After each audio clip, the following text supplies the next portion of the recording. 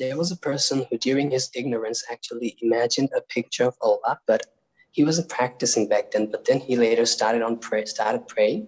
And when he started praying, he actually like still had that image in his head, and he even used to worship that image. But later on, he found out, like he realized that this is not appropriate, and he regretted it. But the picture doesn't still seem to leave him. And sometimes when he's making like dhikr, he all of a sudden like finds this picture in his head, and he gets confused, like, is he still worshiping this picture like unknowingly? And this is scary. Picture of what? Like he imagined Allah in a form in his head. Okay, first of all, is it possible for anyone to imagine Allah? No, this is impossible. So any image that may cross your mind and yourself or your subconscious or shaitan tells you that this is the image of Allah, it's definitely not. Correct?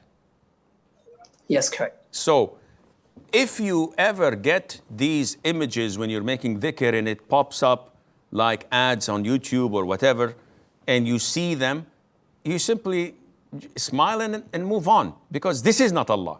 No matter how huge, how big, how this or that, Allah is unlike whatever can cross your mind, first of all. Second of all, you have to block these thoughts by not speaking to them, by not speaking about them, nor acting upon them. So speaking about them is going to your cousin and say, listen, cuz, yesterday I was praying tahajjud and a image popped in front of me and I was saying, Subhana Rabbi al-A'la, imagining that this is Allah Azza wa Jal. You spoke about it, you're doomed.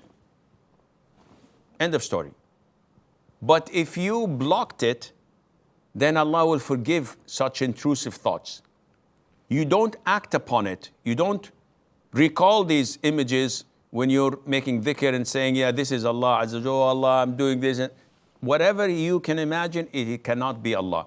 Once you do this, you're in the safe, because Allah has forgiven the ummah of Prophet Muhammad for his sake, for whatever intrusive thoughts that cross their minds, as long as they don't speak about them nor act upon them, and Allah knows best.